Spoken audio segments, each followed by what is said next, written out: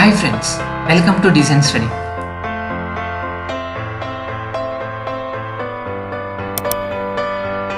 Friends, ఇంతకుముందు వీడియోలో future tense అంటే ఏంటి అనేది ఒక ఎక్స్ప్లెయిన్ ఇచ్చాను. సో ఈ వీడియోలో దానికి ఎగ్జాంపుల్గా ఒక టాపిక్ మీద కన్వర్సేషన్ అనేది ఈ వీడియోలో చేశాను. సో మీరు ఎండ్ వరకు చూసినట్టయితే ఈ వీడియోలో ఒక కన్వర్సేషన్ అనేది మీకు అర్థమవుతుంది. ఓకేనా friends, let's start our topic. Friends, ఇక్కడ చూడండి, ఒక అబ్బాయి ఒక అమ్మాయి అంటే వాళ్ళిద్దరి మధ్య కన్వర్సేషన్ ఎలా ఉంటుందన్నది ఈ వీడియోలో చూద్దాము. సో బాయ్ వచ్చేసి ఇలా క్వశ్చన్ వేసాడు ఆ గర్ల్కి. So what time will you be at home? And దీనికి అర్థం ఏంటంటే మీరు ఇంటి దగ్గర ఏ టైంకి ఉంటారు అని అర్థం. సో ఇంకో క్వశ్చన్ అడిగారు, where will you be by 1 PM? మీరు 1 o'clockకి ఎక్కడ ఉంటారు అని అర్థం. సో దీనికి పాజిటివ్ ఆన్సర్గా ఆ గర్ల్ ఇలా ఆన్సర్ ఇచ్చింది, I will be at home by 1 PM అని. నెగిటివ్ స్టేట్మెంట్లో ఆ అమ్మాయి ఇలా ఆన్సర్ ఇచ్చింది, I will not be at home by 1 PM. అంటే ఆ టైంకి నేను 1 o'clockకి ఇంటి దగ్గర ఉండను అని అర్థం.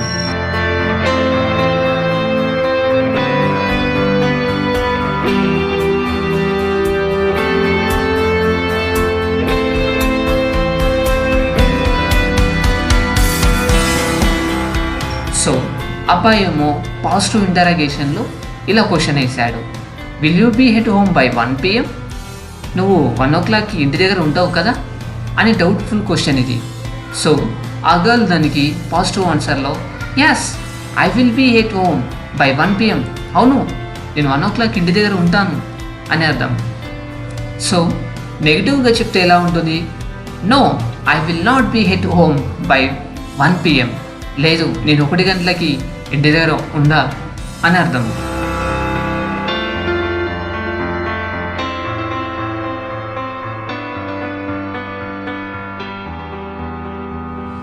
సో నెగిటివ్ ఇంటరాగేషన్లో క్వశ్చన్ అడిగితే ఎలా ఉంటుంది, will you not be at home by 1 PM? And ఇదే క్వశ్చన్ ఇంకోలా కూడా అడగొచ్చండి, won't you be at home by 1 PM? అంటే మీరు 1 o'clockకి ఇంటి దగ్గర ఉండరు కదా అని అర్థం. సో దానికి ఆ అమ్మాయి పాజిటివ్ ఆన్సర్గా yes I will not be at home by 1 PM, అవును నేను 1 గంటలకి ఇంటి దగ్గర ఉండా అని అర్థం.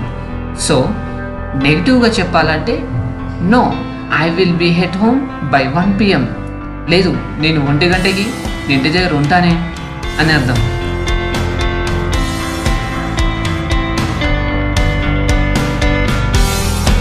ఫ్రెండ్స్, నేను చెప్పింది మీరు కనుక ప్రాక్టీస్ చేసినట్టయితే మీకు ఇంగ్లీష్ అనేది చాలా ఈజీగా వస్తుంది. మీరు వినడం ద్వారా ఇంగ్లీష్ రాదు, మీరు విన్నది నోట్స్లో రాసుకోండి కావాలంటే. అండ్ ఆ డైలాగ్స్ని మీరు మీ ఫ్రెండ్స్తో ప్రాక్టీస్ చేసినట్టయితే మీకు తప్పకుండా లాంగ్వేజ్ అనేది ఇంప్రూవ్ అవుతుంది. సో మీకు ఇది ఇంకా మీ కాంపిటేటివ్ ఎగ్జామ్స్ కూడా చాలా ఉపయోగపడుతుంది. మీరు ఇంగ్లీష్ మాట్లాడినట్టయితే ఈజీగా మీరు ఎగ్జామ్స్ కూడా రాయగలుగుతారు. ఎందుకంటే ఫస్ట్ ఆఫ్ ఆల్ మనం ఎగ్జామ్కి వెళ్ళిన తర్వాత ఆ క్వశ్చన్ ముందు అర్థం అవ్వాలి. సో అర్థం అవ్వాలి అంటే మనకి ఇంగ్లీష్ వచ్చి ఉండాలి, రావాలి అంటే practice. So practice main important. ఓకేనా friends, thanks for watching this video. Please subscribe my channel for more updates.